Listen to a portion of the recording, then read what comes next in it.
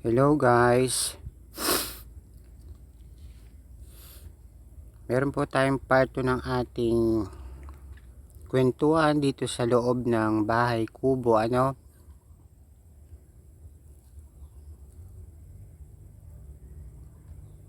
Kasi guys ay kagagawa ko lamang nitong ating bahay kubo at marami sana akong nais ikwento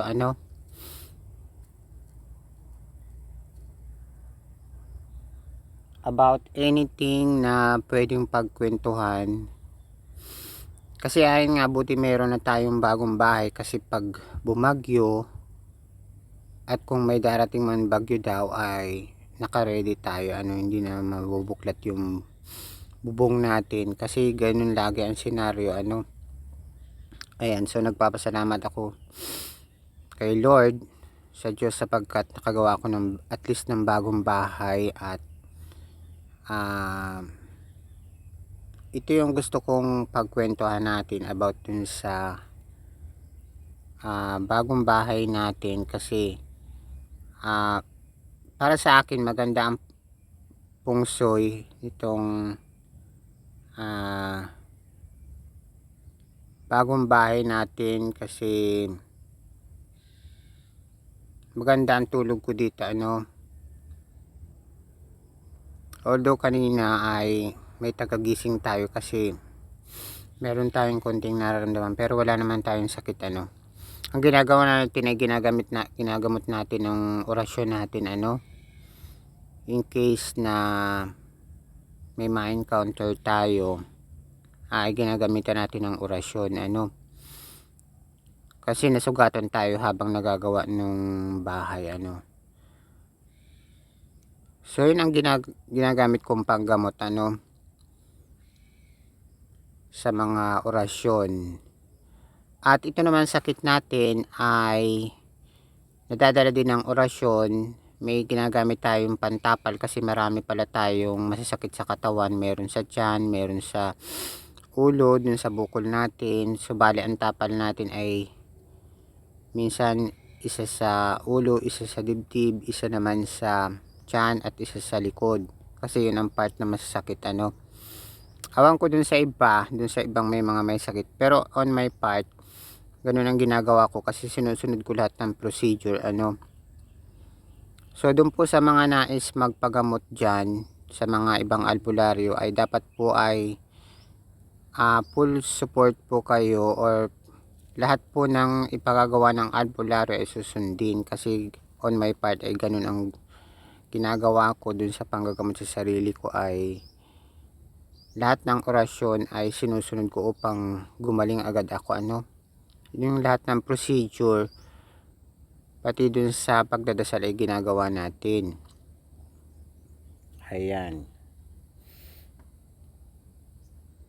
so yun lamang ang tinatapalan ko saka yung orasyon natin ay bali isang araw yun, kada isang araw may maraming beses yung orasyon so yun guys, ang update ko dito sa bahay natin ay yan nga, katatapos lamang nating magsagawa ng bahay. Bali 2 araw ko siyang nagawa at sana naman ay hindi na tayo dito pasukin ng kidlat kasi maayos naman yung pagkatabing natin. Siguro magdadala na lamang ako ng ilang trapal pa, kailang pantabing kung sakali kasi maayos na yung tabing natin. Meron na tayong pinto at meron na tayong kama rin so hindi talaga makita yung kama natin kasi nga yung mukha natin hindi kita, madilim walang flash kasi pag nakaganito. Ayan guys, so dito nga guys ay dun sa dati nating bahay ay may na mababibes akong multo hindi lang basta multo yun, maaring masama siya or masamang spirit kasi nga binabangungo tayo so hindi maganda ang vibes natin Kasi siguro dyan sa kinatatayuan na yan ay may dati pa dyang kubo noon. So nabakante siya, baka ibang elemento or espiritu na ang tumira, no? Ayun guys, so right now nga hindi pa tayo kumakain ngayon, kakain pa lamang sana tayo bago mag video, ano. At yan yung ating pag-uusapan sa ngayon, kasi lagi tayong puyat, ano, gawa nung nagluluto pa tayo. Kagabi alas 4 na naman tayo dumating dito, so sabi ko nga ayoko na magpuyat, siguro di na tayo magluluto at magbabaon, kasi napupuyat tayo, ano. So di natin kinaya yung dun sa pagbabike natin, ay talagang inaantok na tayo kasi alas 4 na. So, sabi ko nga sa susunod iiwasan ko na magpuyat. Ayan guys, so gusto ko mag-focus dun sa pagbablog kasi importante ito sa akin, ano. Dun sa mga social media natin, gusto ko sanang pagpokusan yung pagbablog. Ayan, kasi marami tayong social media na hindi natin mapokusan, ano. Ayan guys, so ano pa ba ang pagkukwentuhan natin about anything. Ayun nga, sabi ko nga may elemento or spirit dyan sa dati kong bahay kasi bakante na siya ngayon. Tapos ang hirap ng sitwasyon natin kasi laging nabubuklat yung bubong, ano. So ang hirap naman lagyan ng trapal ng bubong kasi ang taas, tapos ang laki ng butas, ano. Ayan guys, so yan ang sitwasyon natin dun. So inaralis na natin yung tabing at dito na natin lahat inilipat, ano. Balik ko lang nga ako sa mga gamit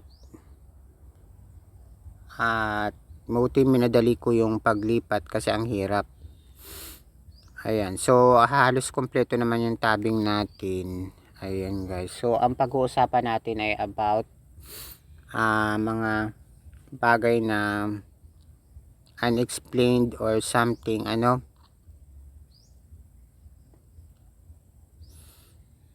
Kasi nga maganda ang feeling ko dito paglipat natin. Feeling ko ay siniswerte tayo kasi maganda yung swerteng pumapasok sa atin. At ayan, kasi importante rin yung meron kang maayos na pamamahay. Kasi yun ang gusto ko na noon.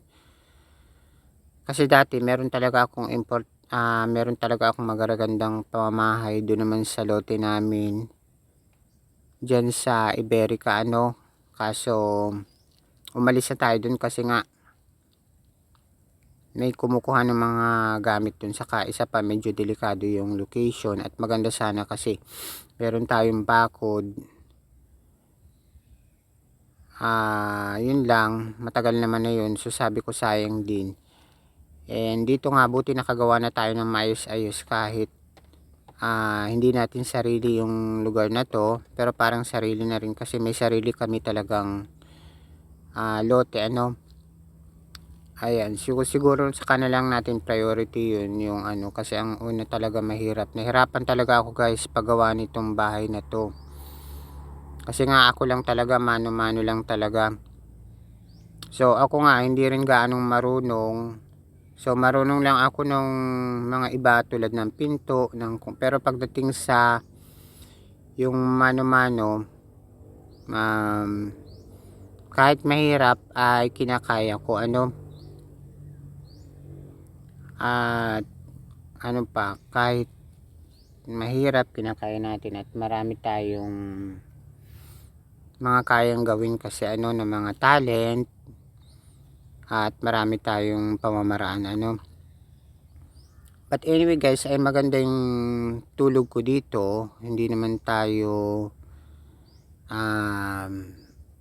nakakaramdam ng kung ano-ano, maganda na. So may palagay ako na hindi na tayo dito bago magungutin. Ang problema lang yung pagpupuyat, ano, kasi gusto ko nang iwasan yung pagpupuyat. Kasi lagi tayong puyat. Hindi kaya ng katawan natin magpuyat. Ayan. So ano pa ba? Kasi nga tingnan mo, puyat tayo sa umaga, di na tayo makapaglayas. Wala na tayong nagagawa. So gusto ko mag-focus sa pagbablog sa social media natin.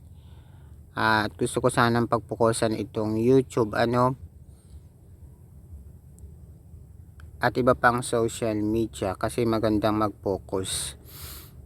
Pati na rin sa Facebook, yung pagbablog at pag-upload ng mga videos. Maganda yung meron tayong pinopokusan ng mga bagay, mga bagay-bagay kasi ang goals natin. Ayan guys. So marami pa akong ibang goals, So one at a time lang yung mga goals natin. So sabi ko nga, may nararamdaman ako na something nakakaiba dyan sa dati natin kasi nga lagi tayong pinapasok ng tubig, ng ulan, konting nabubuklat yung mabuti dito nakagawa na tayo ng news, saka sure na ako na hindi ito magigiba ng bagyo, kasi nga matibay naman yung pagkagawa natin kasi nasa ilalim tayo ng puno ng ransas, ang tawag dito sa amin, puno ng ransas, yung isang klase ng prutas, na ang tawag sa Quezon ay kapaan yata. Oo. So yun guys ang update ko, at sa ngayon ay wala pa tayo ng mga vlog na mga enchanted, so siguro sa susunod. So sabi ko nga random content naman, so iba-iba, hindi pare-parehas. Ayan guys, so ito nga yung gawa natin, and about sa paranormal pa rin ay maganda yung tulog ko dito, hindi na tayo binabangungot at sineswerte na tayo dito, kasi importante yung meron tayong magagandang pamamahay, natutuluyan. And yun nga ang importante sa akin. Pangalawa na lang yung for example trabaho at kung ano-ano pa. Yung importante may tutuluyan tayo, na maganda, na maayos-ayos, kasi yun naman gusto natin, yung magbahay talaga dito sa kasi maganda ang location natin dito, maganda ang location natin dito, walang mga istorbo na may ingay. Ayan guys, so nakakapag-concentrate tayo, yan. So bali guys, about paranormal pa rin, about sa third eye. So para sa akin ay happy ako dahil nabubuksan ko yung third eye natin, and marami tayong mga nararamdaman, kasi bukas na uli yung third eye natin. Ayan guys, so about dun nga sa sakit natin ay nagpapasalamat ako dahil hindi na sumasakit yung ulo natin, yung bukol natin, gawa ng mga ginagawa nating orasyon, ayan guys, kasi pag hindi mo susundin yung procedure ay hindi ka rin gagaling. So kumbaga parang sa pag nagpapagamot ka sa albularyo, pag hindi mo sinunod lahat ay hindi ka rin gagaling, dun sa mga procedure na pinagagawa. So yun ang ginagawa natin, sinusunod lahat natin ng mga procedure na makapagpapagaling sa atin, so araw-araw yung dasal natin at orasyon, so sabi ko nga kailangan mag-ingat tayo sa mga kulam-kulam, kasi nga mahirap magtiwala at mahirap na magkasakit sa ngayon, kasi merong may mga kakayahan na pwede tayong gawa ng maaring hindi magaganda, o tulad ng mga inggit-inggit at marami pang iba, so doon tayo nag-iingat. So doon naman sa Facebook, hindi tayo pwedeng mag-lock ng account nga, kasi maganda naman yung nagbablog tayo doon. So kung ako nga masusunod siguro ay ipa-private ko yung account ko, so hindi naman pwede, para hindi tayo for example makulam or something. At